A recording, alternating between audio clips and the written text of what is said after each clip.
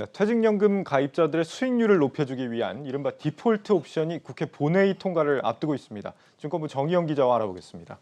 정 기자, 디폴트 옵션이 오늘 통과된다는 거죠? 네, 오늘 디폴트 옵션이 지금 본회의에 이제 상정이 돼 있고요. 네. 앞서 이제 법안 심사를 위한 소위원회에서 합의가 이미 진행이 됐고, 그다음에 이제 법제사법위원회에서 마지막 심사를 했을 때도 그 안이 그대로 올라갔던 만큼 이번에는 사실상 통과가 확실해 보입니다. 그렇군요. 이 디폴트 옵션이라는 게 어떤 겁니까?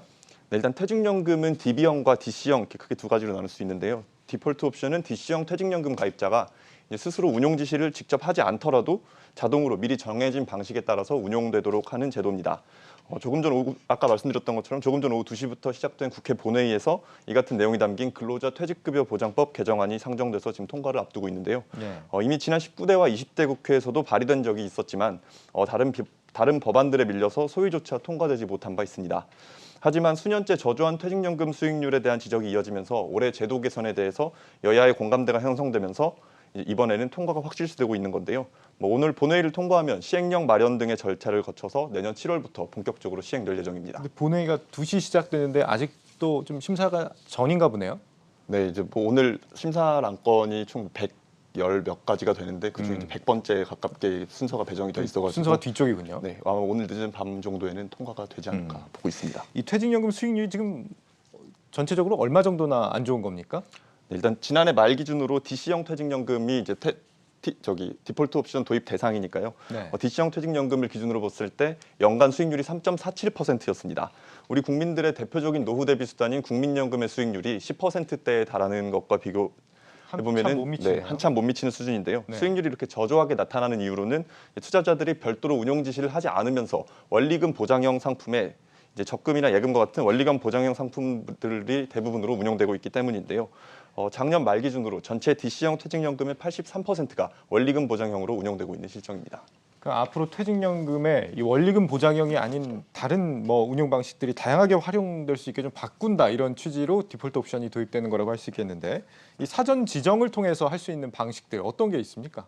네, 일단 법안 내용들을 좀 우선 살펴보면 원리금이 보장되는 유형, 그리고 목표 시점이나 시장 상황에 따라서 자산 배분을 이제 알아서 조정해주는 유형, 그리고 단기 금융 상품 등이 있고요. 법안 통과 이후에는 대통령령으로 추가되는 유형들이 생길 예정입니다.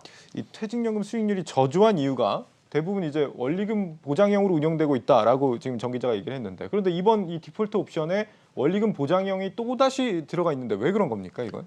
네, 이제 당초 금융투자업계와 여당은 원리금 보장형을 포함할 경우에는 이제 앞서 말씀하셨던 것처럼 디폴트 옵션의 효과가 없어질 수 있다고 주장했던 반면에 네. 야당이랑 보험업계에서는 투자자들의 선택권을 위해서 원리금 보장형 상품을 포함해야 한다는 주장을 서로 펼치면서 이제 팽팽하게 맞서고 있었는데요. 예. 법안을 심사하는 환경노동위원회에서 이제 수년째 법안이 통과가 되지 못하고 있었던 터라 우선 제도부터 먼저 도입시키자는 취지에서 여야가 이제 원리금 보장형을 포함시켜서 통과를 시키기로 일단 합의를 하면서 이번에 법안이 만들어졌습니다. 예. 사업자가 운용 방식을 선정할 때 앞서 언급했던 유형들 가운데 하나 이상을 선택해야 한다는 조항이 포함되어 있는데요. 때문에 원리금 보장형으로만 쏠려서 수익률 개선 효과가 없을 것이란 우려는 줄어들 수 있을 것으로 보입니다. 이렇게 해도 기존보다는 어쨌거나 수익성이 좀 나아질 거다 이거네요. 수익률을 개선하기 좋은 상품 그러면 앞으로 어떤 게 있을까요? 네, 일단 대표적인 상품으로는 TDF, 타겟 데이트 펀드가 꼽히는데요. 이제 앞서 언급된 운용 방식 가운데 목표 시점에 따른 자산 배분 유형이 바로 TDF의 특징이기 때문입니다.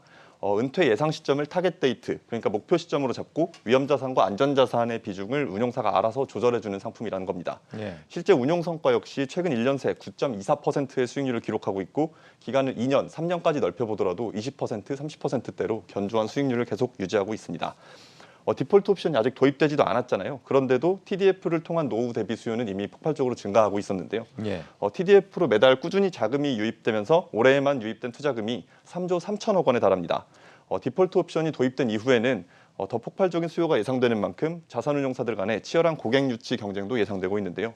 업계 경쟁은 가열되겠지만 고객 입장에서는 상품 선택폭이 넓어지는 만큼 긍정적인 효과를 기대해보는 것도 좋을 것 같습니다. 네. 정의영 기자였습니다. 수고했습니다.